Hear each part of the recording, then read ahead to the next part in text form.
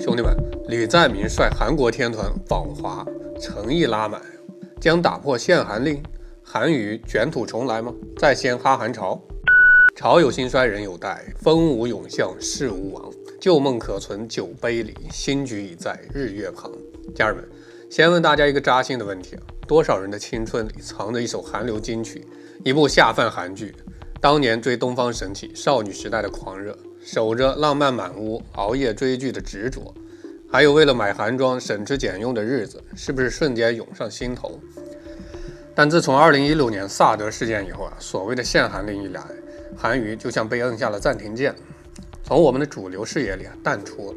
而现在重磅消息炸锅，韩国总统李在明带着三星、LG、SK 这些财阀大佬组成的豪华天团访华，4天行程排得满满登登，又是跟咱们国家领导人会谈，又是承诺要深化人文交流，这诚意看着不像是装的。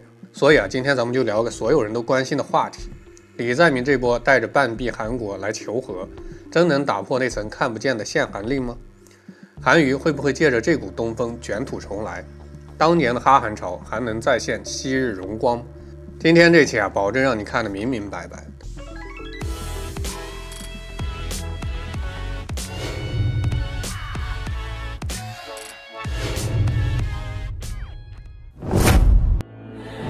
大家好，欢迎来到老友记，我是大钊。先给新来的家人补个课老粉们也跟着回忆回忆，当年的韩流有多火，用席卷全国4个字形容一点都不夸张。上到70、80岁的奶奶追韩剧，下到10几岁的学生追韩团，大街小巷都在放韩语歌，超市里的韩装专柜排着长队，就连理发店都挂着韩系造型的招牌。我还记得当年有个朋友为了去韩国看 BTS 的演唱会，省了半年的工资，机票酒店就花了小2万，回来还跟我说值了。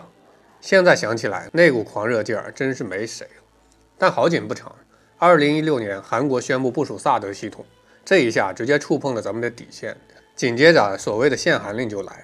虽然咱们官方从来没有承认过这个说法，但韩国明星的演出审批难，韩剧、韩综在正规平台下架，韩企的代言也少。最明显的是韩国娱乐公司 SMYG 的市值直接大跌，一年就亏了好几个亿。那些原本计划来中国捞金的韩星，只能眼睁睁看着市场流失。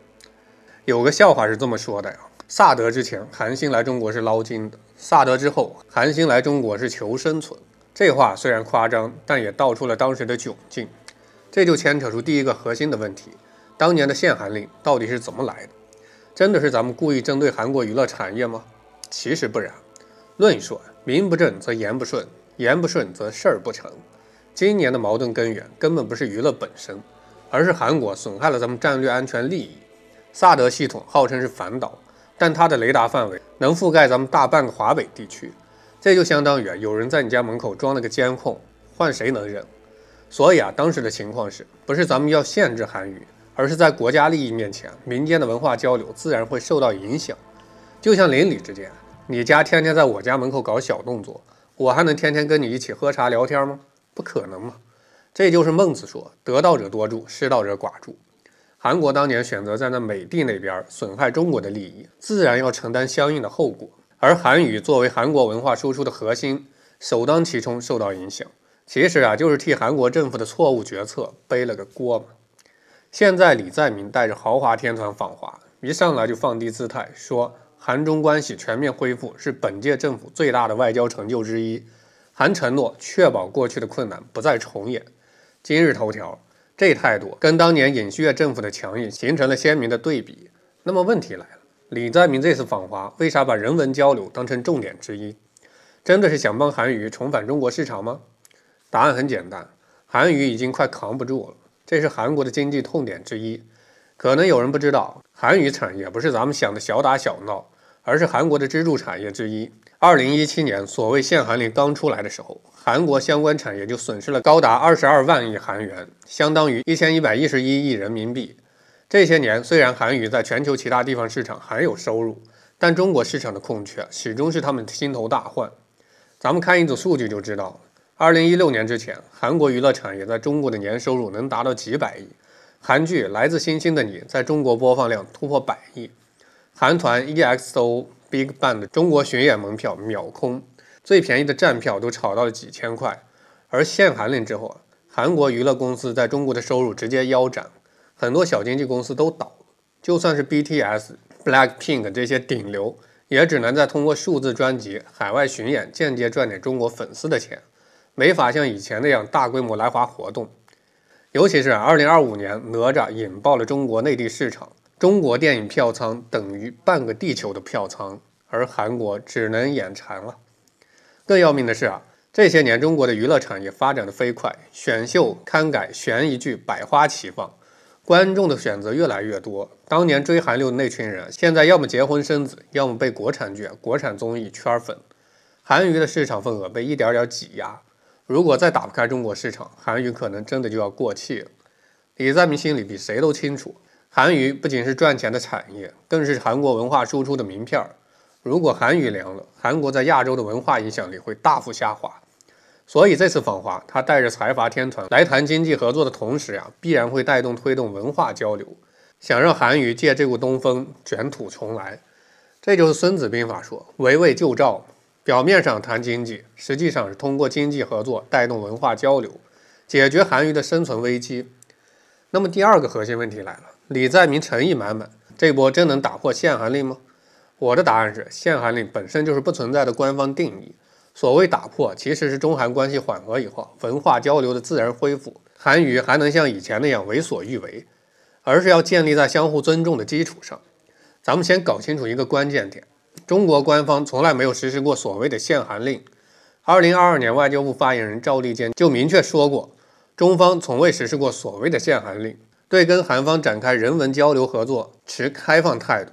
2025年4月，针对韩国偶像组合可能赴华演出的问题，外交部发言人也表示，希望韩方与中方共同努力，推动双方各领域交流合作向前发展。这说明什么？说明咱们对中韩文化交流一直是开放的。之前的紧张是因为韩国政府的错误决策，现在李在明主动修复关系，尊重中国的核心利益，比如明确表态尊重一个中国原则，那么文化交流大门自然会慢慢打开。就像老子所说，道生一，一生二，二生三，三生万物。两国关系好了，其他领域的合作自然就水到渠成。但这里有个前提韩国必须真正尊重中国的利益，不能再搞两面派。当年萨德事件的教训太深刻，中国观众可能接受韩语，但绝对不可能接受韩国一边挣中国的钱，一边损害中国的利益。如果这次李在明访华后韩国又在某些问题上挑衅中国，那么就算韩娱暂时回来了，也会再次被市场抛弃。这就是管子所说，信者天下之大宝也。国家之间的合作靠的是信任，没有信任，一切都是免谈。接下来大家最关心的第三个问题，如果中韩文化交流真的恢复了，韩娱会不会卷土重来，恢复昔日的荣光？当年哈韩潮还能再现吗？我的答案是，韩娱可能会回归，但很难再现当年的荣光，更不可能掀起以前那样的哈韩潮。为啥这么说呢？咱们从3个层面来分析。第一，中国观众的审美已经变了，变得更理性、更多元了。当年韩流之所以能席卷全国，是因为那时候中国娱乐产业比较落后，观众的选择很少。而现在，国产剧狂飙、长相思口碑票房双丰收，国产综艺一年一度喜剧大赛、乘风2023创意十足，就连选秀节目也有创造营、青春有你等本土化作品。观众的审美水平提高了，不再是外来的和尚会念经，而是更看重内容的质量跟文化内涵。就像当年很多人追韩剧是因为觉得韩剧的剧情服化道都比国产剧好，但现在呢，国产剧的制作水平已经不输韩剧了。梦华录的服化道还原了宋朝的美学，三体的特效让科幻迷眼前一亮，这些都是韩剧无法替代的。韩娱如果想重新吸引中国观众，必须拿出真正有质量的作品，而不是靠以前的颜值滤镜跟套路剧情。这就像周瑜所言，穷则变，变则通，通则久。韩娱必须适应中国观众的审美变化，才能长期发展。第二个层面，韩娱的核心优势正在消失，而中国的娱乐产业已经形成了完整的产业链。当年韩娱的优势是什么？是成熟的造星体系、精良的制作水平跟独特的偶像文化。但这些年，中国的娱乐公司已经把这些优势都学来了，甚至青出于蓝胜于蓝。乐华娱乐等公司培养出了很多优秀的本土偶像，正午阳光、柠檬影业等公司制作的剧集质量不输韩国。更重要的是，中国的娱乐市场太大，已经形成了内循环。就算没有韩娱，中国的娱乐产业也能蓬勃发展。而韩娱这些年一直依赖流量模式，作品同质化严重，缺乏创新。比如很多韩团的歌曲都是电子舞曲加洗脑旋律，剧情就是霸总爱上我、灰姑娘逆袭，这些套路中国观众早就吃腻了。如果韩娱不进行创新，就算他回来了，也只能吸引一小部分的忠实粉丝，很难打动更广泛的观众。第三个层面，哈韩潮的时代背景已经不存在了。当年哈韩潮是伴随着互联网的兴起跟全球化的浪潮出现，那时候的年轻人通过网络接触了外面的世界，对新鲜的韩国文化充满了好奇。而现在中国的国家实力越来越强，民族自信也越来越高，年轻人更愿意追捧本土的文化跟偶像。比如现在很多年轻人喜欢汉服，喜欢国潮品牌，喜欢中国的传统文化，这就是文化自信的体现。就像《礼记》里所说，苟利国家不求富贵。现在的年轻人更看重偶像的价值观，更倾向于选择那些爱国有正能量的艺人。而韩娱这些年负面新闻不断，从艺人吸毒、性丑闻到自杀事件，让很多观众对韩娱的印象变差。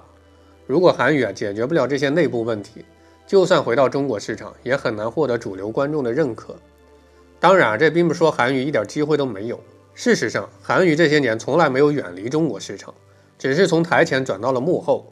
比如 BTS 的数字专辑在网易云音乐销量突破了1000万 ，Lisa 担任中国选秀节目的导师，韩综《新西游记》街头美食斗士在中国取景拍摄，这些都说明韩娱一直在试图渗透中国市场。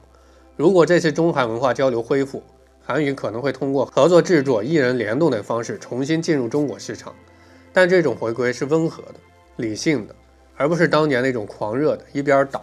还有一个很重要的点，李在明这次访华不仅要推动文化交流，还要推动经济合作。中韩在半导体、新能源、数字经济等领域有很多合作的机会，而文化交流其实是经济合作的润滑剂。比如当年韩流的兴起，带动了韩国化妆品、汽车、旅游等产业的发展。这次如果韩娱真的回归，可能会和经济合作形成互补效应。比如韩国的美妆品牌、中国的电商平台合作，韩国的娱乐公司跟中国的影视公司联合制作出品。这种文化加经济的合作模式可能会成为新的趋势。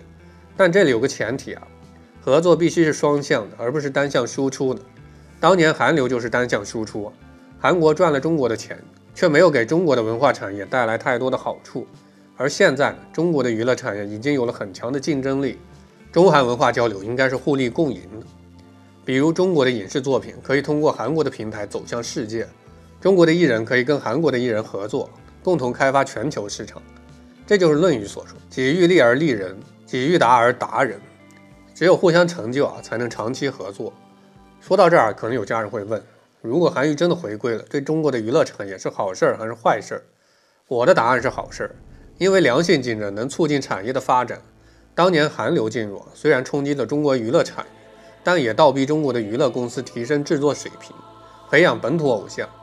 现在如果韩娱再次进入中国市场，会让中国的娱乐公司有更多的危机感，从而推出更好的作品。这就是孙子兵法所言，生于忧患，死于安乐。